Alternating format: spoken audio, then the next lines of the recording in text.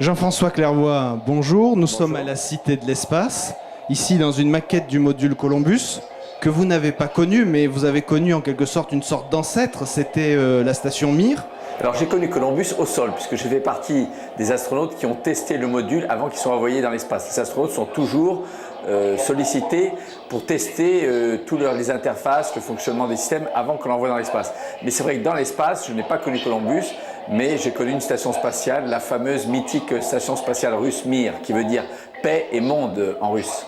En revanche, c'est encore un autre vol, votre mission vers Hubble, qui sert, on va dire, de fil conducteur à votre livre Histoire d'espace, qui raconte l'espace du côté humain. Comment est née l'idée de raconter l'espace, non pas sur le plan technique, ce que vous connaissez très bien de par votre formation, mais sur le côté du ressenti humain?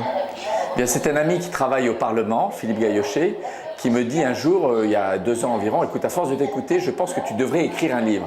Pour t'aider, je vais venir te voir 2-3 fois par semaine, de 7h30 à 9h du matin, on se donne rendez-vous. Je vais ordonner des questions, je vais te les poser et tu vas me parler pour me répondre aux questions et je te donnerai sous document Word électronique le retranscrit exact de ton texte.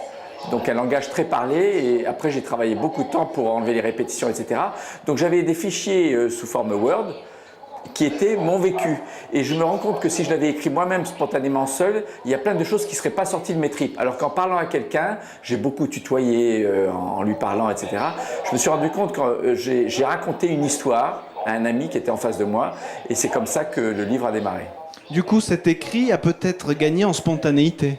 Ah oui, certainement, en spontanéité. Et puis aussi, je me suis un peu livré plus intimement que je ne l'aurais fait en étant tout seul devant ma feuille blanche. En lisant ce livre, on remarque que les agences spatiales, que ce soit l'ESA ou la NASA, ont un peu un côté, on va dire, grosse machinerie, un petit peu impersonnel, mais qu'en même temps, l'humain est très présent. On le voit par exemple, le fait qu'un des membres de votre famille était malade, et ça s'est passé finalement de façon très simple. Oui, bien sûr, à l'Agence spatiale européenne, de même qu'à la NASA, surtout depuis l'accident de Challenger en 86, la famille est mise en avant et a la priorité. C'est-à-dire qu'on ne laissera jamais, on n'imposera jamais à un astronaute de faire son travail en priorité lorsqu'il a d'abord un problème familial très proche qui le touche intimement au fond de lui-même, qu'il doit gérer. Donc j'ai un collègue qui a perdu son frère d'un accident de moto, un collègue astronaute, alors qu'il était en quarantaine en Floride. À 3 jours du décollage, la NASA lui a dit tu prends un T-38, tu as un pilote à ta disposition, tu pars 48 heures et tu fais ce que tu as à faire. Et dans mon cas, c'était surtout le commandant de bord qui m'a dit écoute, normalement ça enfreint toutes les règles de base, mais ton fils a besoin de le voir avant de partir, écoute, tu prends la journée libre à 5 jours du décollage. Et donc effectivement, les astronautes sont avant tout des hommes, des femmes. Et ceux qui gèrent les programmes ont conscience que c'est important qu'ils se sentent bien dans leur peau et dans leur tête avant de partir dans l'espace. Alors pourquoi, à votre avis, faut-il par exemple attendre ce genre de livre que vous avez écrit pour découvrir ce côté très humain d'un programme spatial alors que la communication est généralement plus technique, presque impersonnelle? Je crois que seuls peuvent bien communiquer sur le vécu humain ceux qui l'ont vécu eux-mêmes. Et la NASA, l'ESA, les autres agences spatiales aiment bien apparaître comme des organisations très performantes, très axées technologie. Et les responsables de communication ont facilement peur de faire un impair ou une faute en parlant trop d'aspects intimes et personnels. Parce que le côté humain est aussi un aspect personnel. Donc avant de parler du côté humain et personnel des gens, il faut avoir leur autorisation, il y a l'histoire du droit à l'image, etc. C'est pas facile à gérer tout ça. Donc ce n'est pas volontairement que la NASA ou l'ESA ne parlent pas trop des aspects humains, c'est plus que c'est un sujet qui est difficile à appréhender, mais par contre, on nous laisse librement en parler si on en a envie. Est-ce que vous avez remarqué une évolution dans la façon d'appréhender ce paramètre émotionnel au sein des missions spatiales? Alors je crois qu'effectivement, au début de l'ère spatiale, les astronautes étaient des pilotes de chasse, pilotes d'essai, qui devaient donner l'image de l'étoffe des héros. Ils n'avaient pas le droit de montrer des émotions, de pleurer, etc. Mais quand je suis allé à la NASA, donc en 92, l'Agence spatiale européenne m'a détaché dans le 14e groupe d'astronautes NASA.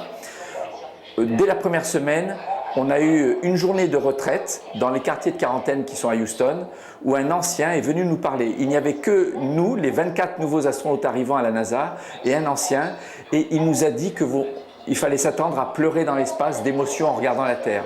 Donc j'ai trouvé ça très fort qu'un astronaute dans l'intimité, se livre un peu et nous prépare à vivre des émotions très fortes. Et si on revient d'un vol spatial sans s'être laissé vivre ce genre d'émotions, je pense qu'on manque quelque chose de très fort. Alors, dans ce livre, on apprend beaucoup de choses. Il y a quand même quelque chose qui m'a étonné. Je l'aurais lu pas d'un astronaute, je n'aurais pas cru. C'est qu'apparemment, la plus grande émotion que vous ayez eue, c'était peut-être pas le décollage. C'est le jour où on vous a annoncé que vous étiez retenu pour votre première mission. Effectivement, c'est au moment du décollage, on le sait depuis 1 an que ce jour-là, à cette heure-là, on sera sur le siège à effectuer telle tâche. Donc on est programmé dans notre tête pour faire ça à ce moment-là. Et à la limite, c'est normal dans notre vie. Par contre, le moment où on va vous annoncer que vous êtes affecté à une mission spatiale, il est inattendu. Il n'y a rien qui nous prépare. C'est du jour au lendemain, même d'une minute à l'autre, un coup de fil du chef du bureau des astronautes. Jean-François, est-ce que tu peux venir dans mon bureau? J'ai quelque chose à te dire. Et on se demande qu'est-ce que j'ai fait comme bêtise. On arrive dans le bureau et là, il nous annonce, ben voilà, je vais demain annoncer que tu es dans tel équipage pour telle mission. Et là, on sent qu'on a déjà le pied dans le vol et on sent que c'est réel, que c'est concret et qu'on va le faire. Donc, effectivement, j'ai eu des émotions plus fortes le jour où on m'a annoncé mon premier vol que le jour où j'ai décollé la première fois vers l'espace. Alors pour conclure, une impression en revanche qui est évidente à chaque page, c'est que vous avez fait 3 vols spatiaux, vous êtes très fier de ces vols, mais vous avez encore envie de repartir. Ah oui, bien sûr, demain on me donne un ticket de vol, je décolle.